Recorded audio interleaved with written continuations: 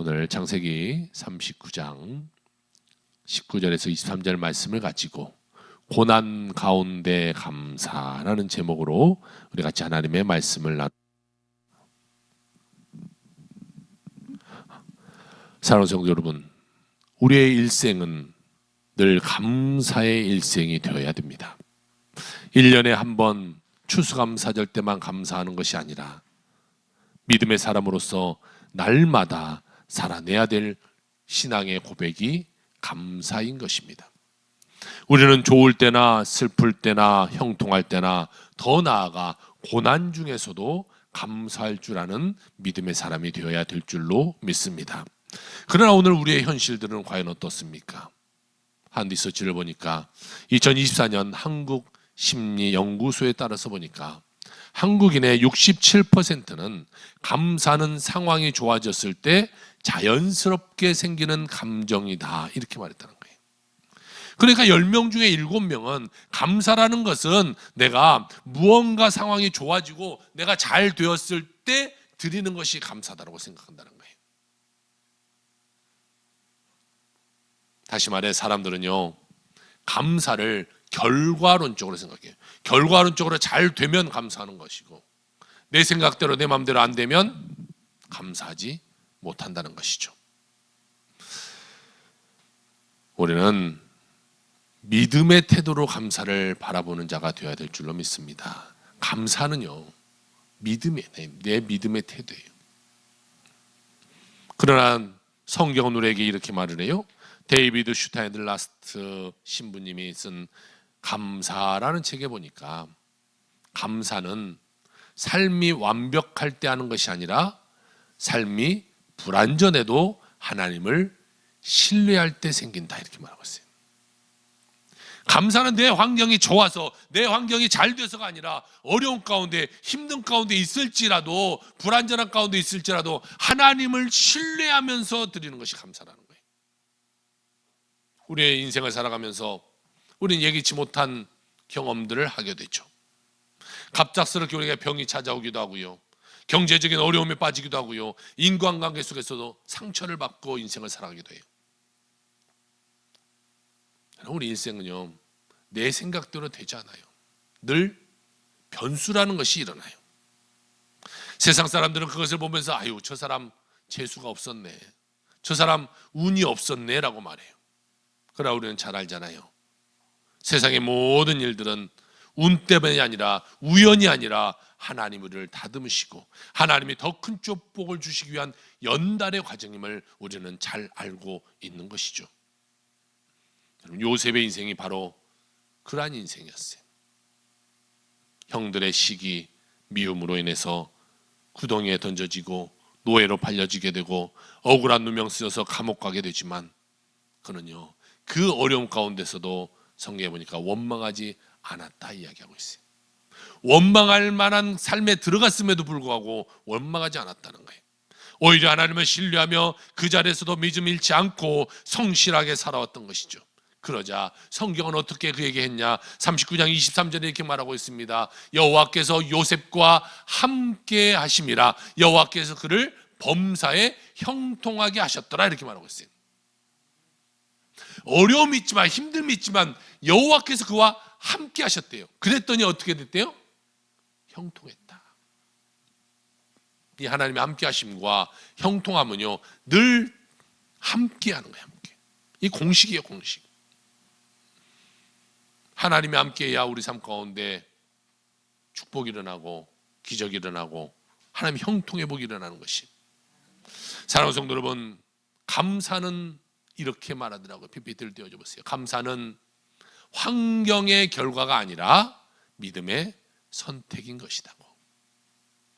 또한 감사는 모든 것을 합력하여 선을 이루시는 하나님을 신뢰하며 드리는 고백이다라고 말하고 있어요. 여러분, 오늘 우리가 드리는 감사가 내 삶의 풍성함 때문에 아니라 고난 중에도 하나님이 함께 하신다는 믿음으로 나오는 감사가 되길 주의 이름으로 축복합니다. 그럴 때 하나님은요, 우리의 인생을 요셉처럼 형통한 길로 인도하여 주실 줄 믿습니다. 오늘 성경은 첫 번째로 우리에게 말씀하고 있기를 삶의 환난에 대해서 이야기하고 있어요.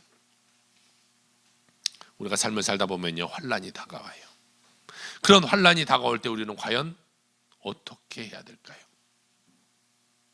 요셉은 어렸을 때부터 하나님이 주신 꿈을 갖고 자랐던 아이예요.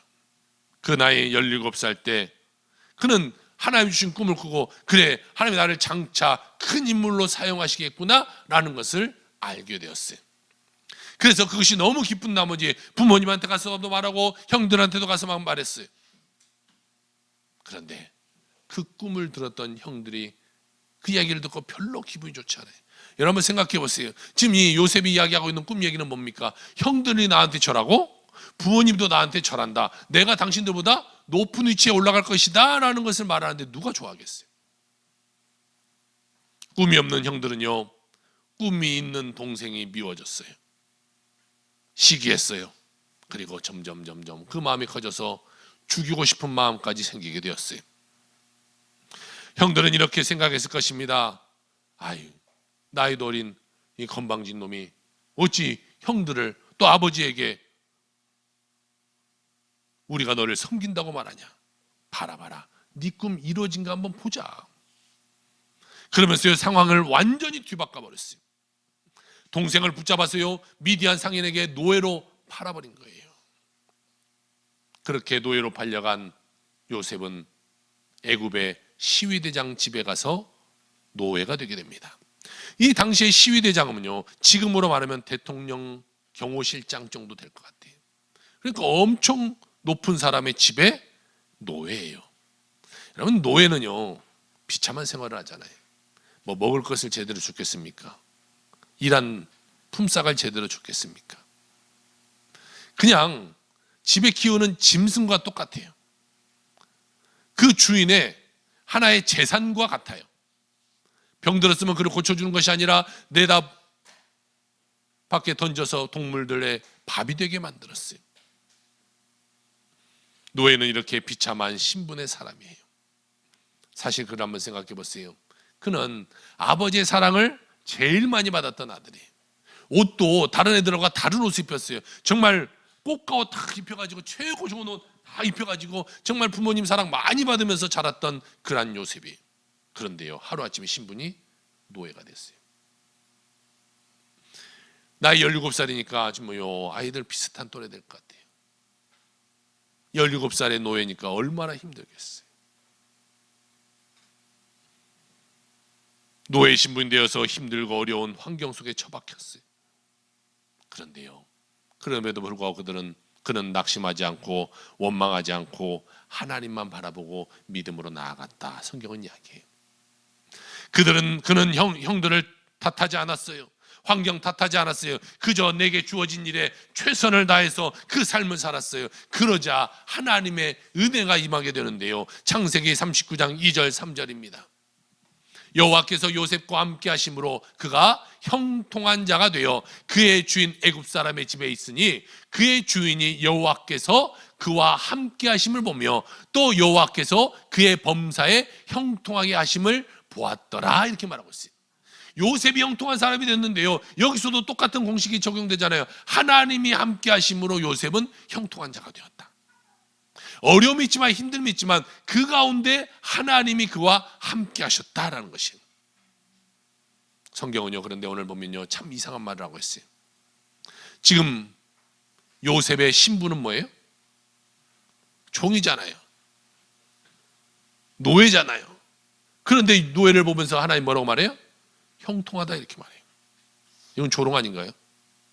아니, 그 전에 아버지 집에서 잘 컸을 때 너 형통한 삶이야, 이렇게 말해줘야죠. 지금 노예 생활하고 있는 그 가운데 너 형통이야, 이렇게 말하고 있다는 거예요.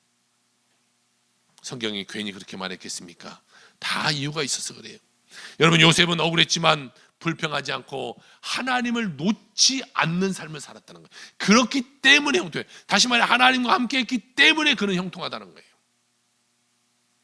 하나님의 사람은요, 하나님을 전적으로 믿고 의지할 때에 형통의 복이 임하게 되는 것입니다.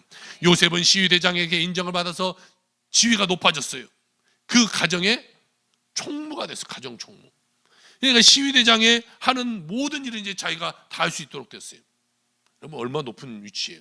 지금 보면 대통령 경호실장 다음으로 자기가 지금 어쨌든 그 집에서는 위치가 높아진 거예요. 아, 이제 내가 좀 기 좀 피고 살겠구나. 다른 종들하고 나는 이제 급이 달라. 나는 이 집에서 높은 사람이 되었어. 라고 생각했은 그때에 그 주인의 아내가 누명을 씌워서요 감옥에 보내게 돼요. 상황이 더 안 좋아졌어요. 꼬꼬 안 입고 아빠랑 살던 때와 정말 이 노예나 생활할 때와 그 다음에는 이제 감옥까지도 더 내려갔어요. 얼마나 억울하고 답답한 일이에요. 죄진 것이 없잖아요. 하나님 의지하고 하나님과 동행하고 하나님의 뜻대로 살았는데 지금 일은요 계속해서 안 되고 있어요. 17살 때 꿨던 꿈이 점점 멀어지고 있는 듯 해 보여요.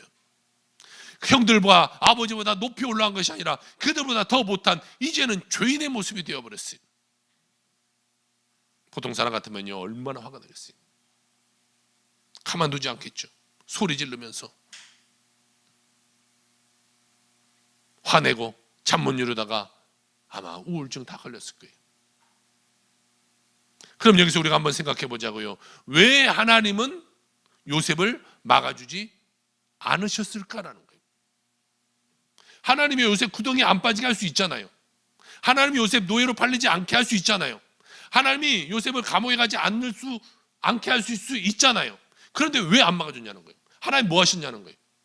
아니 요셉이 하나님의 뜻 가운데 똑바로 안 살았다면 하나님이 안 막아준 게 당연한데 하나님의 뜻대로 하나님의 말씀대로 열심히 살았음에도 불구하고 하나님은 그를 막아주지 않았다는 거예요. 그냥 내버려뒀다는 거예요. 이유가 있겠죠. 하나님은요 요셉을 형통의 사람으로 빚어가는 과정이 바로 그 과정이었던 것이에요. 창세기 39장 2절에 봅시다. 여호와께서 요셉과 함께 하심으로 그가 형통한 자가 되어. 보세요. 또 여기도 보세요. 함께 형통 같이 들어있잖아요. 여기서 하나님이 요셉을 형통한 자라고 부를 때가 여러분 언젠가 한번 벌어보세요. 그가 총리가 되었을 때도 형통하다 이렇게 말하지 않았어요. 언제 지금 그렇게 말했어요? 노예였을 때, 감옥에 갔을 때, 이때 지금 형통하다고 말하고 있는 거예요. 그러므로 우리가 깨달을 수 있는 것이 하나 있죠. 형통은 외적인 성공의 결과가 아니라 내적 신앙의 상태라는 거예요. 내 신앙의 상태에 따라 감사할 수 있고 감사할 수 없는 거죠. 환경이 잘 된다고 내가 감사해? 절대 그렇지 않아요. 여러분 생각해 보세요. 하나님께 내가 드리는 게 10,000원이 아까운데 나중에 잘 됐다고 10만 원, 100만 원 드릴 수 있을 것 같아요? 못 드려요. 세계적으로 기부를 많이 한 사람들 한번 보세요. 그들이 잘 돼서 드렸습니까? 아니요. 옛날부터 드렸으니까 지금도 드릴 수 있는 그 엄청난 수백억들을 그냥 기증할 수 있는 거예요. 하나님이요 요셉을 형통하게 하셨더니 감옥 간수장에도 이제는 인정을 받아요. 그냥 가는 곳마다 인정받는 거예요. 그래서요 이 감옥의 모든 재반 사무, 야 요셉 네가 맡아서 해. 네가 맡아서 해. 죄인 관리 네가 알아서 해. 여러분 고난 속에서도 또 형통의 복이 그에게 일어나게 된 것이죠. 우리 하나님은 환난이 변하여 소망되게 하시는 분임을 믿으시기 주 여러분 축복합니다. 그럼 우리는 인내해야 돼. 인내해야 돼. 하나님이 우리를 더 다듬어 가시는 원하는 거예요. 여러분 보세요. 다이아몬드가 땅속에 박혀 있으면 아무런 가치가 없어요. 원석으로 있어도 별 큰 가치가 없어요. 그것을 깎아내야 돼요. 아름다운 형상으로 깎아서 그 빛이 바라게 했을 때에 그는요 그 다이아몬드는 그때서야 제값을 받게 되는 거예요. 우리의 성격이 다듬어져야 되잖아요. 내가 가진 약점이 변해야 되잖아요. 여러분 그럴 때 우리 삶 가운데 소망이 일어나는 거예요.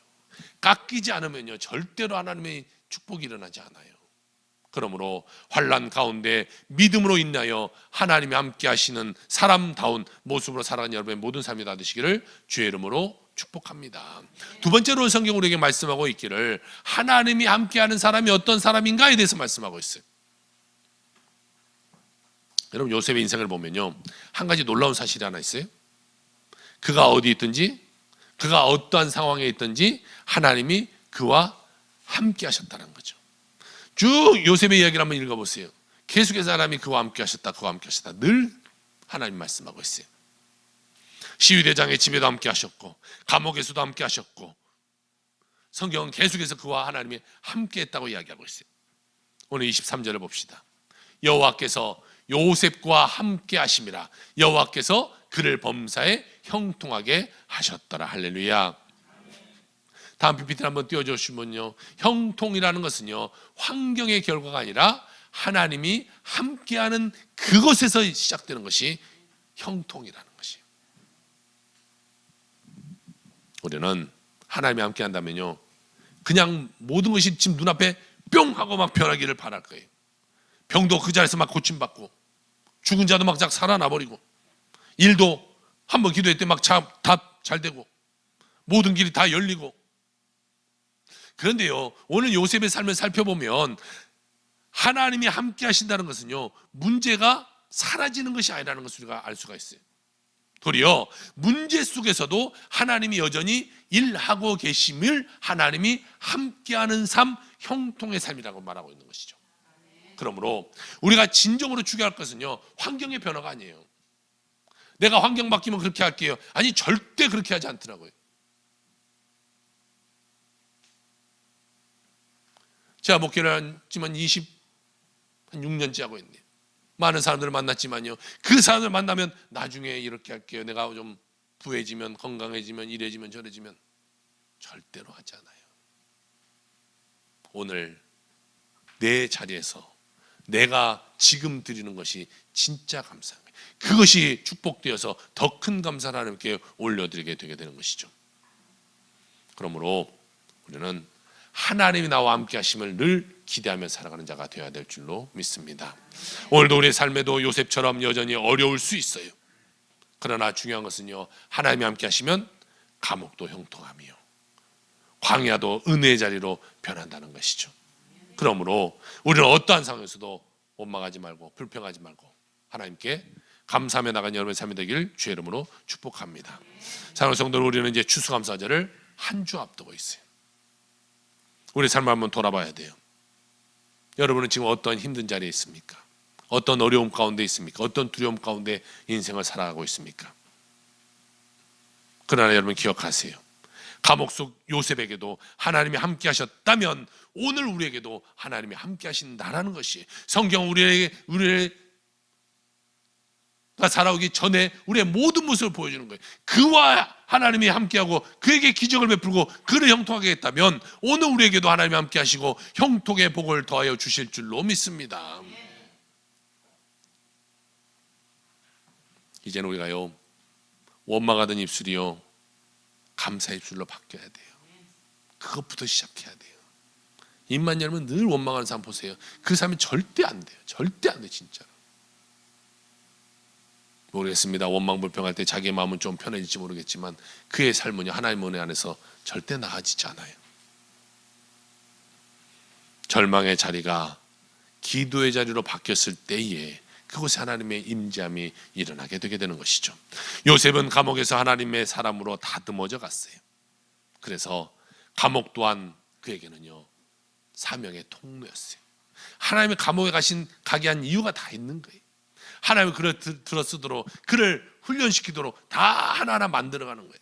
그런데 사람들은요 여기서 포기하죠. 아유 내가 왜 감옥에 들어와, 내가 왜 이런 누명쓰여. 여기서 사람들은 포기하니까 더 큰 축복받지 못하는 거예요. 하나님이 함께 하신다면 우리가 있는 그 자리가 감옥이라도 사망이라도 외로운 골짜기라 할지라도 하나님의 역사와 은혜가 흐르는 복된 자리임을 믿으시길 주의 이름으로 축복합니다. 또한 오늘 세 번째로 성경 우리에게 말씀하고 있기를 하나님의 사람에게 임하는 형통의 축복이 있다는 것이에요. 여러분 성경은요 늘 똑같아요. 하나님의 뜻 가운데 살아간 사람은 하나님이 이런 형통의 복, 축복을 더해 주시는 것이에요. 이 성경 하나님 쭉 보세요. 하나님의 뜻대로 열심히 했는데 하나님의 축복받지 못하고 끝난 사람이 있으면 한번 말을 해보라는 거예요. 성경은요 모든 사람이 하나님의 뜻 충성하고 하나님께 순종하면 그 다음에 하나님이 그에게 엄청난 선물을 더해준다. 이게 하나님이 일하시는 방법이라는 거예요. 오늘 39장 23절을 봅시다. 간수장은 그의 손에 맡긴 것을 무엇이든지 살펴보지 아니하였으니 이는 여호와께서 요셉과 함께 하심이라. 여호와께서 그를 범사에 형통하게 하셨더라. 할렐루야. 모든 사람이 절망하고 좌절할 수밖에 없는 곳이 바로 이 감옥이잖아요. 감옥의 기쁨이 어디 있어요? 감옥의 즐거움이 어디 있어요? 요즘 우리나라 정치적으로 뭐 감옥을 많이 가고 있어요. 정치인들이 대통령 했던 사람도 가고 영부인 했던 사람도 가고 그 밑에 사람 줄줄이 다 가고 있어요. 그런데 감옥에 몇 달 있다 나온 그 모습 우리가 뉴스를 통해서 봤잖아요. 모습이 형편없게 변해요. 이 윤석열 전 대통령을 한번 보세요.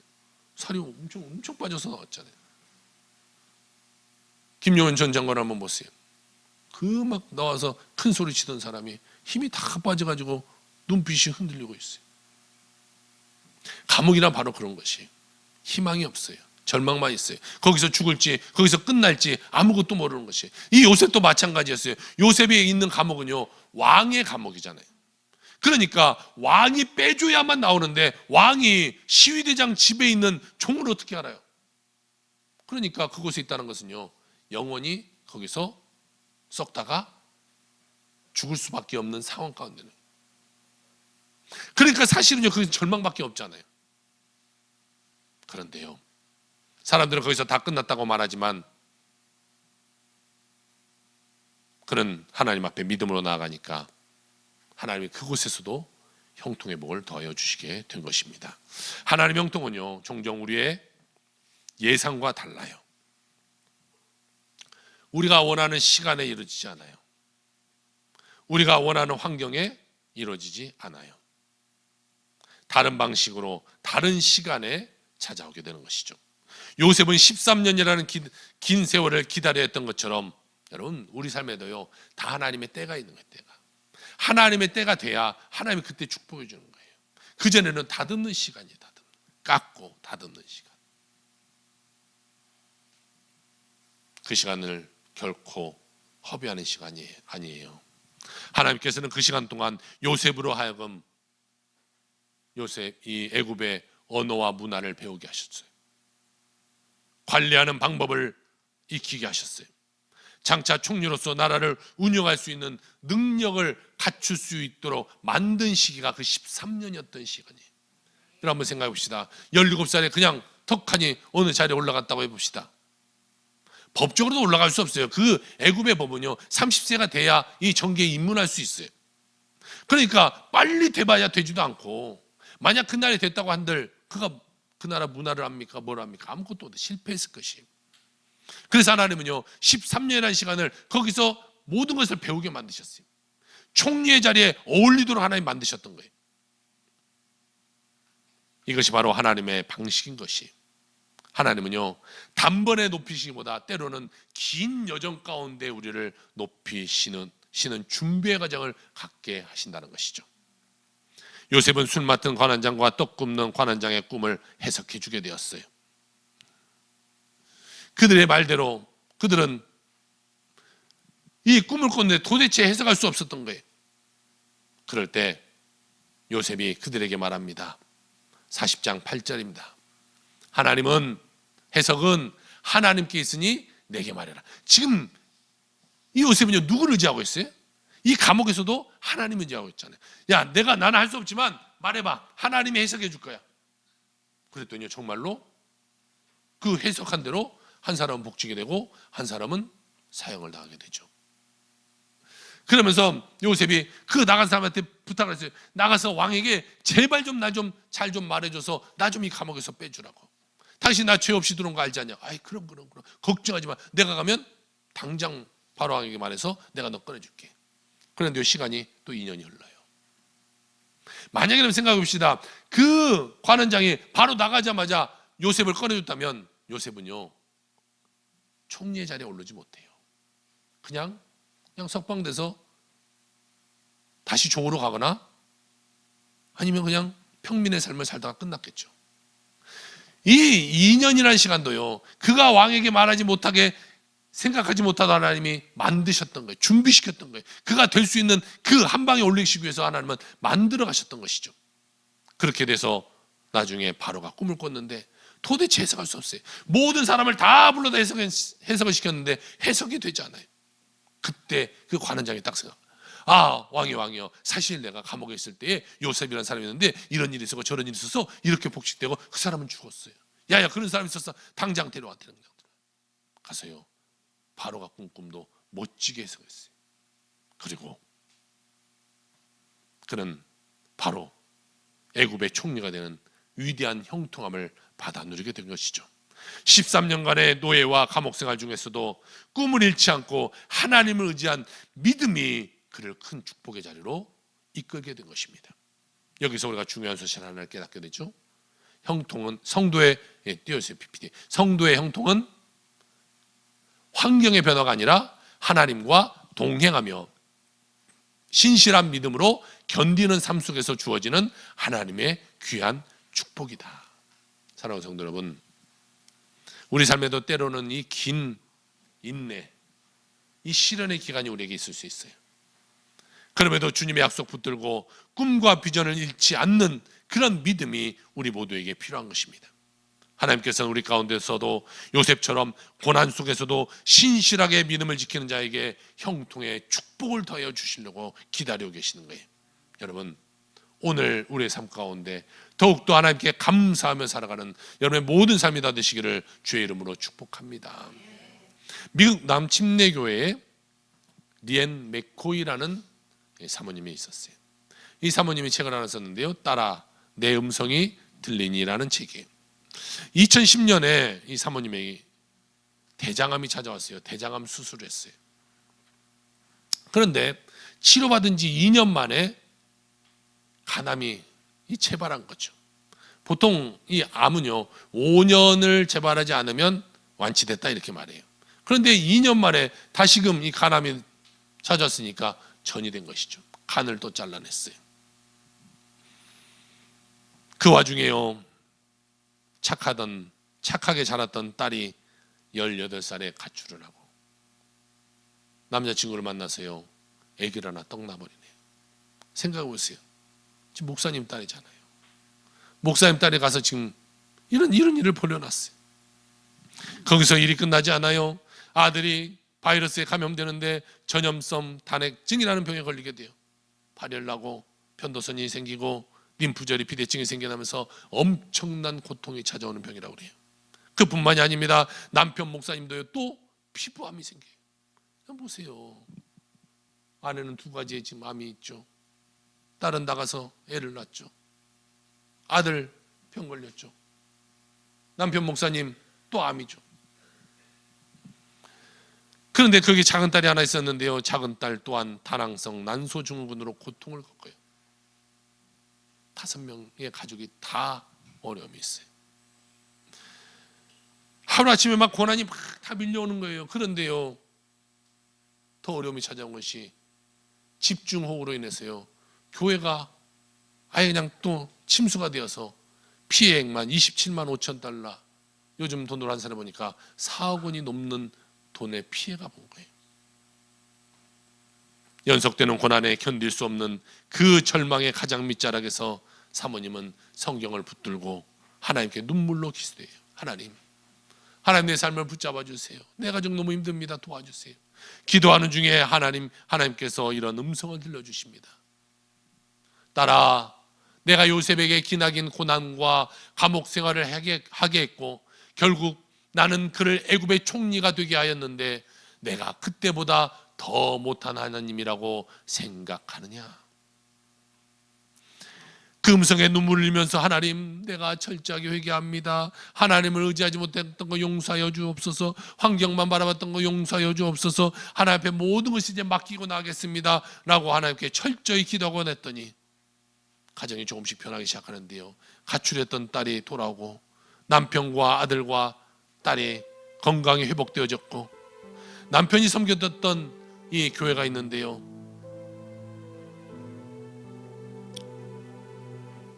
이 교회 PPT 한번 떼시죠. 8명으로 시작된 교회가요 2,000명으로 부흥하는 역사가 일어나요. 얼마나 큰 은혜인지 모릅니다. 사모님이 이렇게 말합니다. 일반적으로 하나님께서 귀에 들리는 음성으로 우리에게 말씀하지 않을지라도 하나님은 언제나 말씀하고 계십니다. 그러나 그분의 세미한 음성을 듣는 법을 배우기란 쉽지 않지요.